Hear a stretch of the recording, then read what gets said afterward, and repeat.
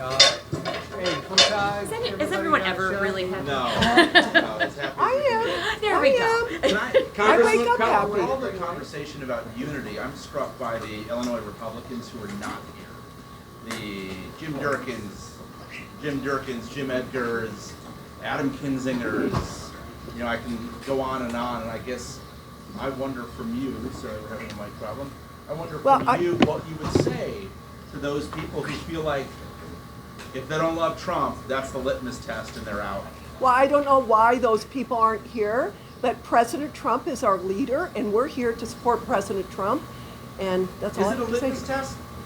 Congresswoman, why do you have so much reluctance to take questions from the news media or do media interviews with the news media? Okay, well, I'm happy to talk to people, but we would like fair coverage from the media. The media has demonized President Trump, name calling. That's what my little kids did, name calling. I always told them when you use bad language and you name call, that shows that you're of low intellect or you don't have anything positive to say. Can you talk about the significance of the Teamsters speaking last night? What does that mean? And also the message from President Trump's agenda is good for everyone. How is illegal immigration? All workers. How is illegal immigration a problem in your congressional district? Oh, illegal immigration is ridiculous. For one thing, we have immigration laws. Americans have every right to know who's coming in here and what their purpose is. And we are the land of opportunity. The whole world wants to come here. We aren't a perfect country, but we are the land of freedom and opportunity.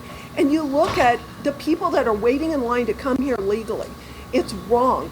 And just the crime that is involved, the people coming over the border, we know they're trafficking drugs, they're human trafficking, they're number one breaking our laws. Terrorists are coming over the border. It's a dangerous time for our country. And I'm going to say it, I think it's treasonous of Joe Biden and his administration to open our borders and to violate our immigration laws. Can you speak to these elements? His call to action, if you will, for Republicans in our deep blue state. Obviously, how do you take that message of reaching out to the disenfranchised Democrats and turn that into Republican help? Okay. Thank you for that question.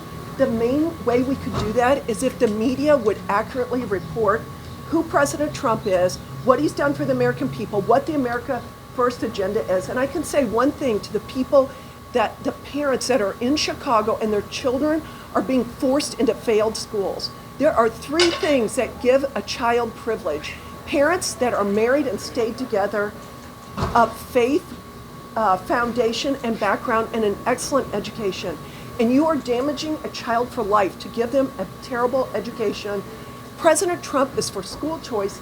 He has, when he was in office. What do Republicans need to do with this call to action? We need the media to tell people what they need to do. What do you guys need to do? And we are the local media here. When you talk about the media writ large, we're the Illinois media here. So what do Republicans need to do on the ground level to take this call to action? Well, we need to get people out to vote. If just gun owners would come out and vote in Illinois, we could flip the state red.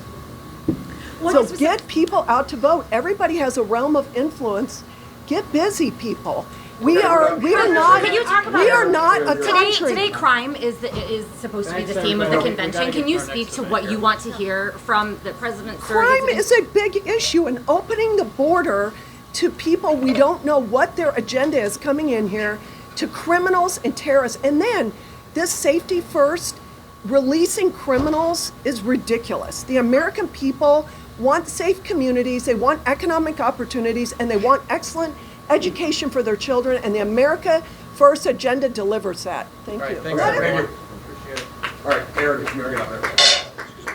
Good morning, everyone. First of all, thank you all for coming out here and being with us in Milwaukee, and we at the Illinois Republican Party appreciate everyone's coming out and joining us. So go ahead, question. Aaron, yes, I want to Lynn. follow up on the good question that one of my colleagues asked. Sure. The absence of Republicans who have long served, Jim Durkin, a former governor, Edgar, Adam Kinzinger, who is a former House member, There are so many Republicans who are not here. Can you speak to that? Certainly. All Republicans in Illinois were given an opportunity to join the Illinois delegation to the RNC convention. If they chose to take that opportunity or not was a decision that each and every one of them made on an individual basis on their own thoughts, beliefs, and ideals on what's the best vision for Illinois and the United States moving forward. So if Jim Durkin doesn't want to come to the RNC convention and be a part of moving the process forward and he'd rather sit at home, that's a decision Jim Durkin made. Is the selection of J.D. Vance, though, in your mind, does it send a message that, hey, even if you were a never Trumper, you can come back, but as long as you get in line? No, I think that J.D. Vance, like a lot of other Republicans, had an evolution of what he thought Trump was about, and as he saw during the 4 years of his presidency and how the United States economy continued to grow and flourish, and then he saw 4 years of failed leadership by Joe Biden, he decided to get on the bandwagon with the rest of us and move Illinois forward and move the United States forward. What But do you can you make? be a Republican without loving Trump, I guess is my point. There's a lot of Republicans that are here in the United States, and especially in Illinois, that are maybe not the biggest Trump fans, but want to make sure that America is a safe place. We want to make sure that we have clean, safe water, good air, that we want to have low taxes and have an opportunity for our children and our businesses to flourish. How does the Republican Party get over the division internally with some grassroots critical of the establishment? First of all, the Illinois Republican Party and the United States Republican Party are already united and unified between our ticket. We have our top of the ticket, we have our bottom of the ticket with Donald Trump and J.D. Vance. The Democrats don't even have a ticket yet. They don't even know who their leader is. They have no North Star. They're going into a convention completely disfractured and self-imploding. Now, what do you make of J.D. Vance, the new vice presidential nominee, is the senator who blocked the appointment of a federal prosecutor in Chicago? That job has been vacant for months because one man, J.D. Vance, blocked a Senate-confirmed prosecutor. I think that speaks to the system of the United States Senate on how one person would have that much power. That is something the Senate probably needs to take in consideration when they're doing it. Address specifically. Just because somebody is a prosecutor in the city of Chicago and has an appointment, and that appointment was not certified to the U.S. Senate, doesn't mean that anybody that they should just get a free pass. If Senator Vance had strong concerns regarding that appointment and chose to hold it up, you should speak to Senator Vance regarding why he did it. He did this with everybody. He did that with all the U.S. attorneys, though, Aaron. Next question. Anybody else? No, in the end, it was just Cleveland In the end, and it was just Chicago. Cleveland and You guys are interviewing each other.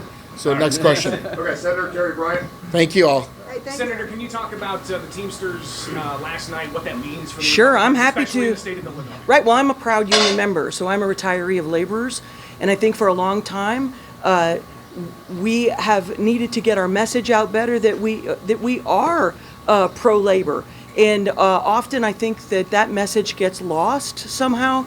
I have a district that at one time had the largest number of state employees in the state, and we've been really clear in my region that we are union-friendly Republicans. And so to have him stand up there and say some of the things that I think Republicans need to hear was really refreshing last night. Some things made me a little uncomfortable, though, because maybe I haven't been doing the best job that I could, even as a union member. So proud to have him there. But how do you translate that into on the ground heading into November?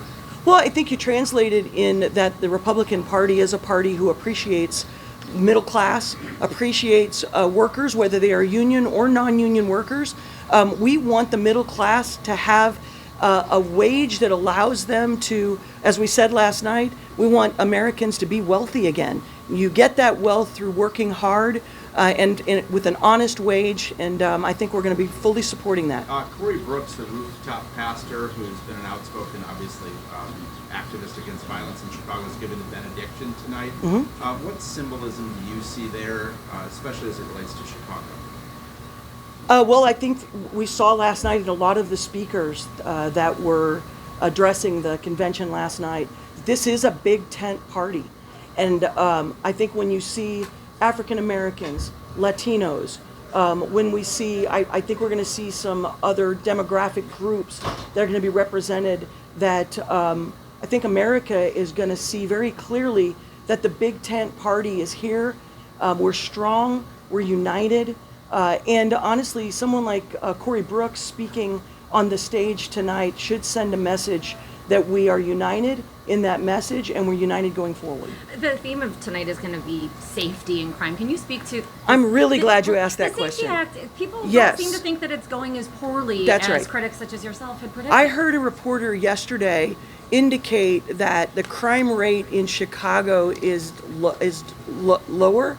And I'm like, I will tell you, I'm retired from the Department of Corrections, and I will tell you the data is being skewed all over the place so that the Pritzker administration can get out a message that they want to have out there. If you take the Department of Corrections under the leadership of the present director, they're now separating out what is a staff assault, right? So a staff assault by statute is identified. If something is thrown on a staff member, that's a staff assault. Vomit, feces, urine. Now they're separating that out and saying that that's not a serious staff assault. But you bring up a good point. I've heard it from several Republicans here, when they talk about Last crime question. in Chicago and blah, blah, blah. And I point out, well, if you look at the stats, shootings and murders in Chicago are at their lowest level since 2019. Are you suggesting they're... I'm suggesting they're cooking the books. And I would like to see what their data is, because perception is reality simply because you're the person who's living there. And when you have to sleep with a firearm next to your bed, or you have to walk around worried about whether you can safely walk on a street, the data cannot possibly be right. If it's not right in corrections, and I know for a fact they're cooking the books, they have to also be cooking the books in other areas as well. And you know it. Thank Okay, you. thank you, Senator. Representative Meyer, you're up.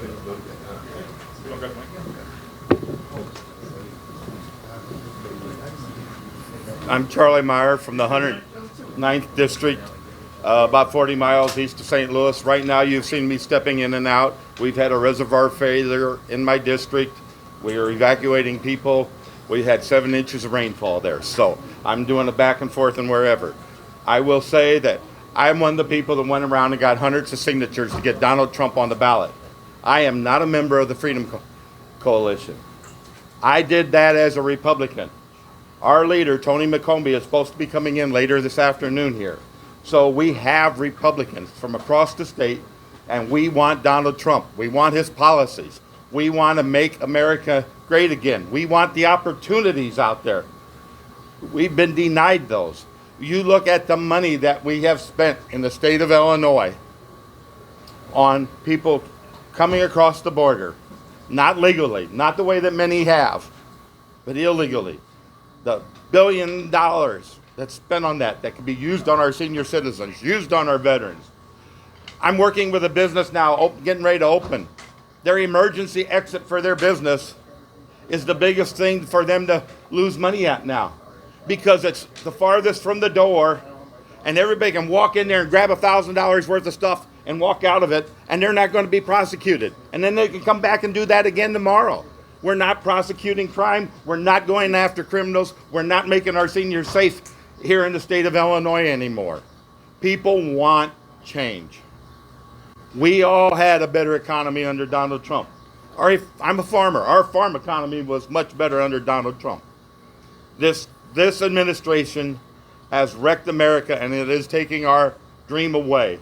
And we're all united to go out there and work. And we have to remember, just Republicans may not be enough to elect Donald Trump. We need independence. We need to open up. We need to tell the story of what he does for America and bring everybody on board. You go back to Ronald Reagan, a friend that votes with us 80% of the time is a friend. We should not attack them. We need to go out, but it keeps work together. happening. Republicans, We have to work together, and we have to bring it together. So we are willing to try. We're working. We want Donald Trump. And wouldn't it be an amazing thing if we could see Donald Trump actually help Illinois gain seats back? I am one of 40 out of 118. You want to try to run a bill in Springfield that's good for your district? That's not easy when you're one of 40. We work hard to bring in more members, recruit them. We understand that a Republican running up in the Collier County will stand on a little bit different platform than a Republican in Southern Illinois. We have to work together, build those coalitions, and see what we can do as a Republican Party. But support Last for Trump, question. support for Trump is a must, though, right? I mean, that's... Right. He is our presidential candidate. We need Donald Trump in there. Is there room for anti-Trumpers in the Republican Party still? I believe so, because look at it. The man stands for opportunity for everybody. So you don't have to love Donald Trump, because I talk to a lot of people who say, I don't like the man, but I love this policy and I'm going to vote for him. We need those people to vote for this platform and help bring other Republicans in with it. We need to grow. We need to get back up there and get in the 50s and hopefully threaten. You know, when we get out of super minority, we can do more in the House and we can do more in the Senate. But yes, the infighting amongst us has cost us seats, and that is a problem that we are working to correct. Thank you. Okay, thank you, everybody. Representative,